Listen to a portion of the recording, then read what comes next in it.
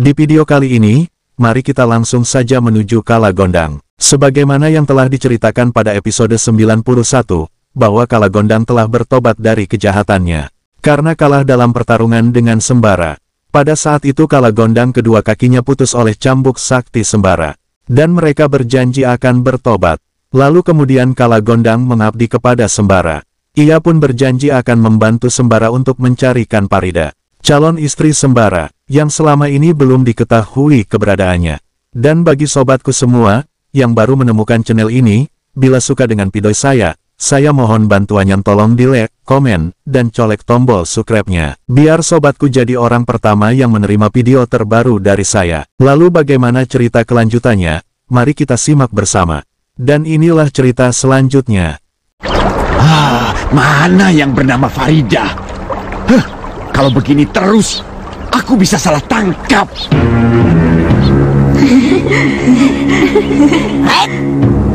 Ada apa kalau Gondang mengingat gadis-gadis itu? Apa di antara gadis itu ada yang disenanginya? Pasti ada yang sedang dicarinya. Aku harus tahu sedang mencari siapa dia. Kalau Gondang, sedang apa kau di situ?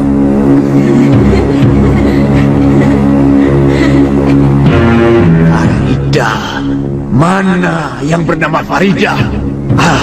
Aku harus mendapatkan Farida. Kurang aja. Dia mencari Farida.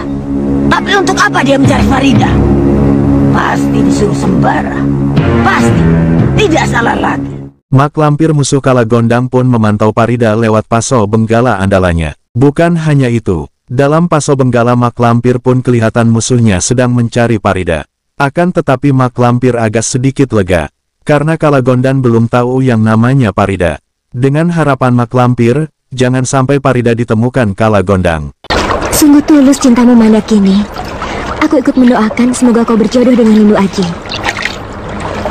Sejak tadi bicara terus, tapi hanya Mandakini saja yang disebut-sebut. Lalu Faridanya mana? Aku harus tanya sendiri pada mereka. Tapi bagaimana caranya?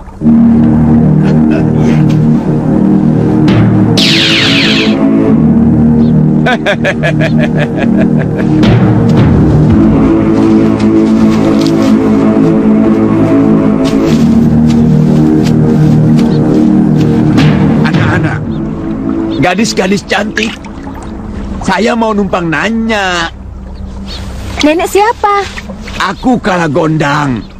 Namanya aneh ya. Baru kali ini ada perempuan bernama Kalagondang. Heran ya. Namaku Nenek Gondang. Suamiku bernama Kalagondang.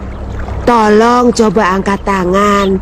Siapa di antara kalian yang bernama Farida? Farida? Memang di antara kita ada yang bernama Farida? Nenek mencari siapa? Farida. Kau yang bernama Farida?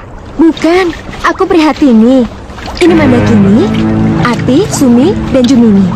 Loh, kalau begitu mana yang bernama Farida? Nenek sudah tahu orang yang bernama Farida? Belum. Bagaimana nenek ini mencari orang yang belum nenek kenal? Oh iya ya. Tentu saja, dalam hal itu ditertawakan mak lampir. Mungkin mak lampir menganggap Kalagondang orang yang bodoh. Sabab belum tahu orangnya sudah mencari. Itu menurut mak lampir. Sehingga mak lampir ketawa nyekakak. Dan sedikit seneng. Karena Kalagondang gagal membawa Farida.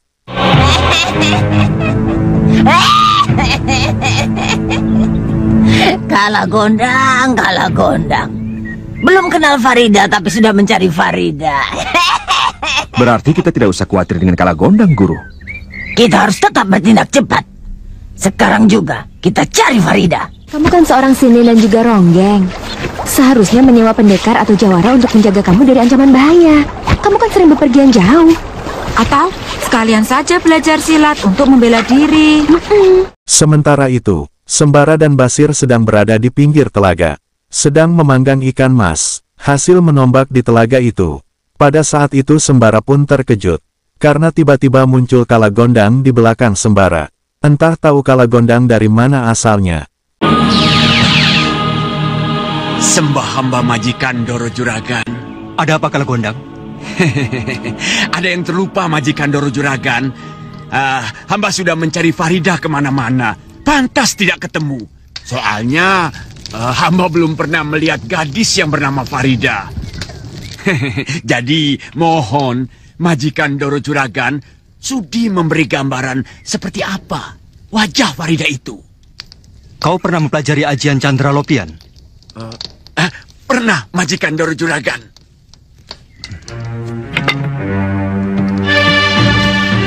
Mana tangan kananmu? Pusatkan pikiranmu. Aku akan membayangkan wajah Farida. Maka bayangan itu akan tertangkap oleh cita rasa sejatimu. Dan bayangan itu tidak akan hilang.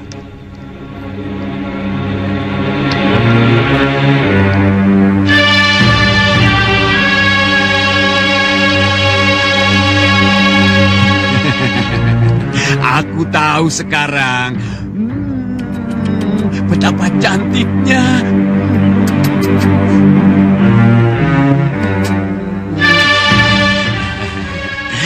Mohon tanya lagi, Majikan Doro Juragan. Siapa musuh yang paling berbahaya bagi Majikan Doro Juragan? Malampir. Hah? Si Lampir? Kenapa? Dia menginginkan Farida untuk dibunuh. Kurang ajar. Jangan khawatir, Majikan Doro Juragan. Nih. Dia bagianku. Permisi. Walah, gara-gara si Gondang ikanku milik kita. Pada saat itu, Kala Gondang langsung meluncur ke lokasi sasaran menuju Mak Lampir. Dengan kelicikannya Kala Gondang, ia pun merubah wujud menjadi Farida. Karena Kala Gondang sudah diberitahu oleh Sembara bahwa Mak Lampir sedang mencari Farida yang akan dibunuh. Jadi Kala Gondang merubah wujud jadi Farida guna memancing Mak Lampir. Lalu bagaimana cerita selanjutnya? Mari kita simak.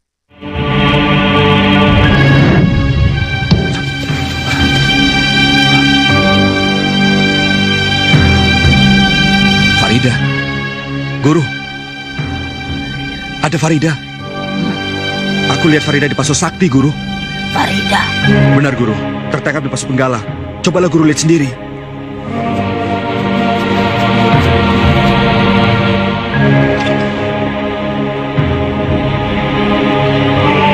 Hah? Kurang ajar. Kenapa menghilang?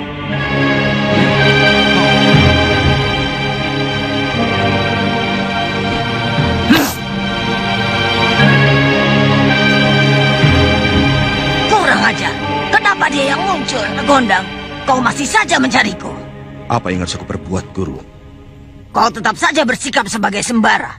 Dan aku harus memperdayakan Kala Gondang. Kenapa tidak dihadapi saja, Guru? Menghadapi Kala Gondang tidak boleh gegabah. Senjatanya bukan hanya kesaktiannya, tapi juga kelicikannya. Mengerti?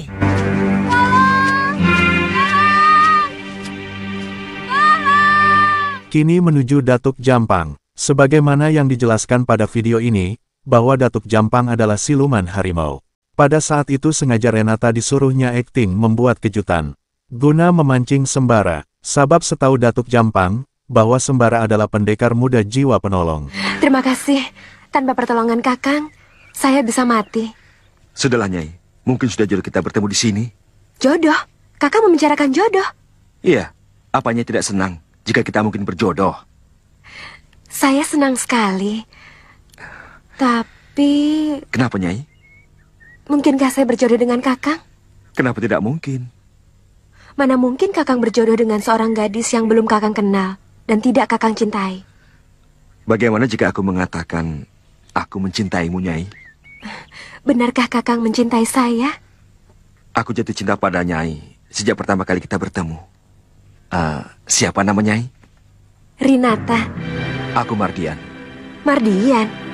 Bukankah nama Kakang Sembara? Benar, Sembara adalah namaku. Tapi nama kecilku Mardian. Terserah Nyai sajalah mau memanggilku yang mana. Maukah Kakang menemui ayah saya? Tentu, dengan senang hati. Mari ikut saya. Kemana? Menemui orang tua saya. Ayah! Ayah, lihat siapa yang datang. Hebat. Dia memang pantas menjadi menantu ayah. Pantas. Kakang, kenalkan, ini ayahku. Kakang Sembara bilang, Ia telah jatuh hati kepadaku sejak pertemuan pertama. Benarkah itu, Nak Sembara? Benar, Ayah. Oh, Ayah. Kakang Sembara memanggilmu Ayah. Ayah dengar kan? Kakang Sembara memanggil Ayah. Kakang, apa rencana Kakang selanjutnya? Kita segera menikah. Makin cepat makin baik. Ayah dengar sendiri kan? Kakang Sembara ingin kami segera menikah. Ayah, nikahkan sekarang aku dengan Kakang Sembara. Sekarang? Iya, sekarang. Tunggu apa lagi? Tapi kita punya adat dan aturan. Ayah akan bicarakan dulu dengan pamanmu, agar pernikahanmu ini mendapat restu dari seluruh suku. Bicara dengan Paman Panglima Kumbang lagi? Iya, karena dialah panglima dan penasihat suku kita. Alah, paling Paman hanya akan menjadi penghalang. Dia iri hati karena kita berhasil mendapatkan Kakang Sembara. Dia ingin menjodohkan Kakang Sembara dengan kemenakannya sendiri, Samida. Rupanya Rinata sudah tidak sabar lagi ingin dinikahkan sekarang juga. Mungkin sudah kebelet tidak tahan lagi ingin bercocok tanam. Dia bilang, sudah sernyut-sernyut. Katanya, mungkin. Tapi ayah harus tetap bicara dengan pamanmu. Sembara mencintai Rinata? Apa benar? Begitu ketemu, langsung menyatakan cinta? Tapi kenyataannya memang demikian, Panglima. Panglima harus merestui perkawinan Rinata dengan Sembara. Tunjukkan kebijakanmu sebagai sesepuh yang dapat dipercaya suku. Tunjukkan kejujuran dan keberhasilan adik Panglima. Jangan karena iri dan hasut, lantas menggagalkan perkawinan Rinata dan Sembara. Sabar, Kakang. Coba aku lihat dulu kebenarannya.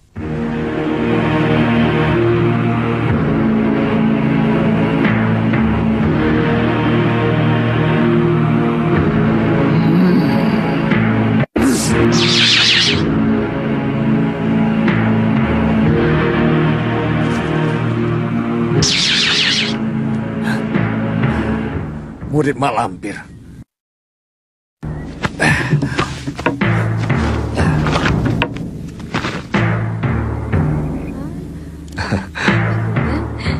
Setuju dengan pernikahan kita. Iya. Jauhi dia, Rinata. Dia budak iblis. Bohong! Dia Kakang Sembara. Dia baik dan manusia sakti. Kau ditipunya, Rinata. Aku akan tunjukkan wujud aslinya.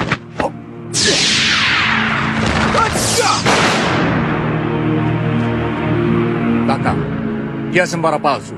Dia anak buah Mak Lampir, penganut ilmu sesat. Jangan bicara sembarangan, adik Panglima. Aku sudah tahu maksud busukmu. Apa maksud Kakang? Samida. Ada apa dengan Samida? Kau hendak mengawinkan Samida dengan Sembara. Gila. Samida bangsa jin termasuk kita. Sedangkan Sembara, bangsa manusia. Itu menentang fitrah, melawan tatanan ilahi. Aku tak akan melanggar tatanan ilahi. Sudahlah. Kau tidak usah ikut campur urusan Rinata dengan Sembara. Dia bukan Sembara. Dia Mardian. Aku sudah tahu dia Mardian. Paman kira kami tidak saling mengenal. Kami berdua telah saling mencintai. Rinata? Sembara dan Mardian sama saja. Mardian nama kecilnya, Sembara nama ketika ia dewasa. Kau telah ditipu, Rinata. Sembara bukan Mardian. Mereka adalah dua orang yang berbeda. Pamanlah yang hendak menipu kami. Baiklah. Akan aku buktikan.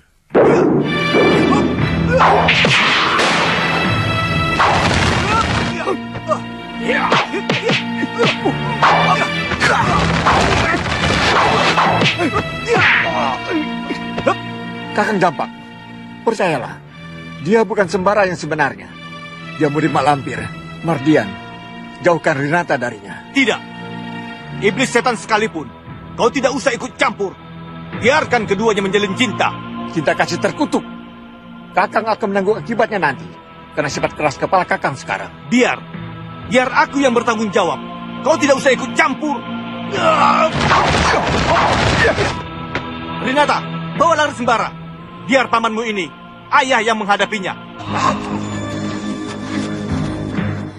Lalu kemudian, pada saat itu, Kala Gondang pun menuju ke pinggir Telaga Biru. Karena dalam pikiran mereka, Mak Lampir berada di lokasi itu. Namun tiba-tiba dipapak 4 orang pemuda gagah dan tampan. Mereka semua pun ngajak berjabat tangan dengan gadis cantik Parida. Namun cara pegang tangannya sambil utik-utik kumil. Sehingga Parida ketawa suara Kala Gondang. Memang pada dasarnya, gadis cantik itu Kala Gondang. Sehingga pemuda itu lari terbirit-birit. Selanjutnya, Sembara dan Basir pun setelah bakar ikan melanjutkan perjalanannya. Pada saat itu tiba-tiba dipanggil Datuk Jampang. Padahal sebelumnya Sembara tidak kenal. Tapi Datuk Jampang memanggil Nak Sembara. Padahal calon menantunya Sembara palsu. Jelmaan dari Mardian. Bapak siapa? Nak Sembara benar-benar tidak mengenal siapa saya. Nanti Ki, sepertinya aku pernah bertemu dengan Aki. Kalau tidak salah, aku melihat Aki di pasar. Iya, di pasar. Di pasar? Sedang apa aku di pasar? Aki pernah dituduh sebagai pencopet. Belum pernah? Belum? Ah, masa? Nah, sekarang sudah. Awas, Aki sekarang sedang dituduh sebagai pencopet. Hati-hati, Ki. Ayo, Bara.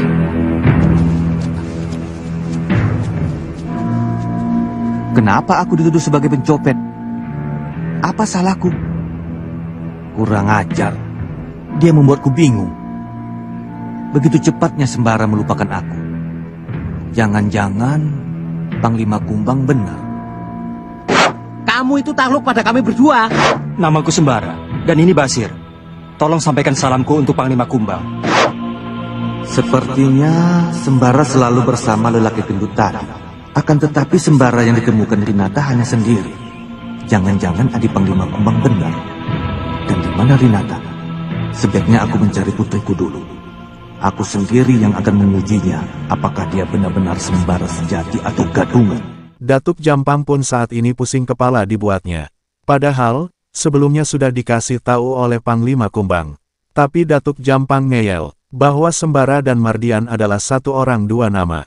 Sedangkan Rinata putri Datuk Jampang pada saat ini sudah berada dengan Mak Lampir dan Mardian yang menjelma jadi Sembara. Hal ini ulah kelicikan Mak Lampir untuk membawa Farida ke hadapannya. Tapi meskipun begitu, Kala Gondang tidak akan tinggal diam. Kala Gondang pun bisa mengelabui Mak Lampir.